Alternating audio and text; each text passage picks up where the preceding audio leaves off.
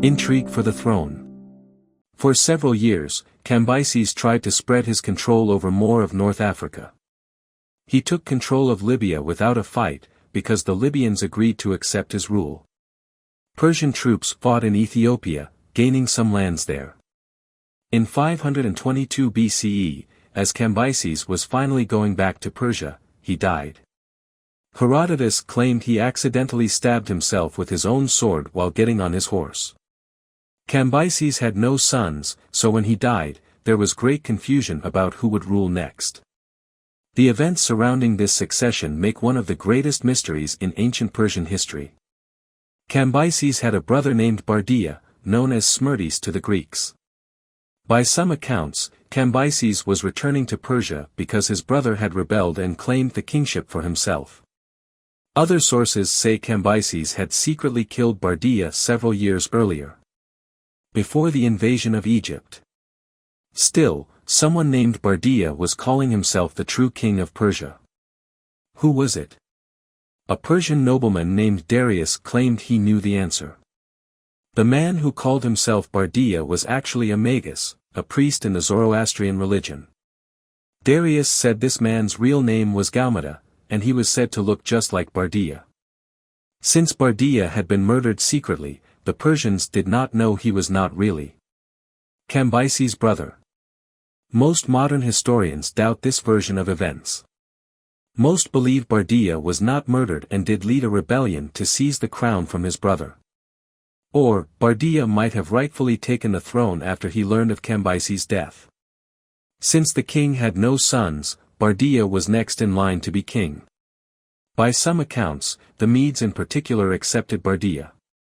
And the people in foreign lands under Persian control welcomed the tax cuts that he ordered. In any event, Darius used his version of the truth to explain his actions. As he later wrote, quoted by Maria Brocius in the Persians. No one dared say anything about Gaumata the Magus until I came.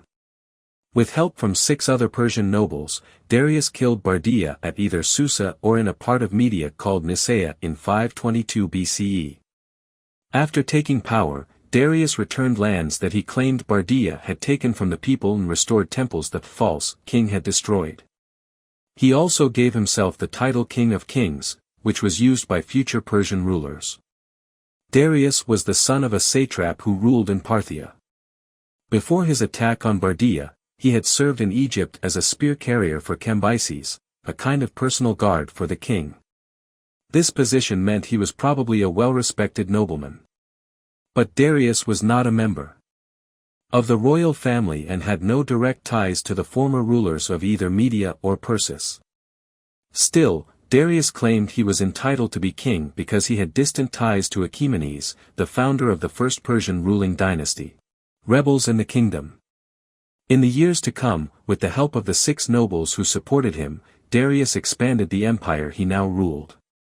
First, however, Darius had to end several rebellions that broke out after he took power. Several rebels claimed to be king, and people in the distant reaches of the empire thought the troubles in the Persian heartland would offer a chance to win their independence. The unrest spread farther out, beyond Mesopotamia and Media. Eventually it reached Persis and regions to the north and west, Armenia, Bactria, and Parthia. Darius himself led troops against the rebels, while his father and some of the 6 trusted nobles led other armies. Tens of thousands of rebels were killed or taken prisoner. Finally, just a little more than a year after coming to power, Darius and his supporters ended the various rebellions. Darius would now begin a career that would lead to his being known through history as Darius the Great. The Achaemenid Empire at its largest. Darius proved his skills as a military leader by defeating the rebels within his growing empire. In the decades to come, he would show his talents as a political leader as well. Cyrus the Great founded the Persian Empire, but Darius the Great strengthened it and expanded it. Under Darius, the Persians created a strong central government that lasted for more than 150 years. Darius seems to have paid more attention to affairs in the provinces than Cyrus and Cambyses had. He turned to experts in the various satrapies for advice. In a few places, he also made sure that local laws were written down, and he encouraged quarreling groups within the empire to settle their differences with treaties rather than violence. Darius also introduced the first Persian coins, which were used throughout the empire. The new gold coin was the daric and the silver coin was the sigloi. They replaced the old coins from Lydia, which had been used for decades. A great builder. Like most rulers, Darius wanted concrete signs of his greatness and power.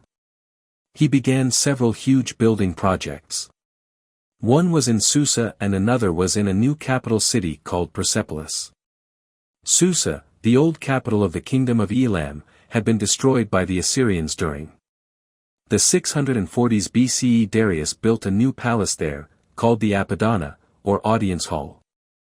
Susa was his first capital and it seemed to be his favorite. Herodotus wrote about it, and it is also mentioned in the Bible, while neither text mentions Persepolis. From Susa, Darius improved the royal road that ran to Sardis in Lydia. Several roads connected key cities in the empire, and Darius built a series of posts along the roads where riders could rest and change horses during their journey. Starting around 518 BCE, Darius built his capital at Persepolis. He had his workers build a huge, flat stone surface about 45 feet above the plain. Large steps led up to this plateau. On it, Darius built a grand palace and other buildings. At the Great Hall, called the Apadana, stone columns as tall as a modern 5-story building towered over Darius and the guests he welcomed. Work on the buildings at Persepolis continued long after his death. End of episode 3. Thank you for watching.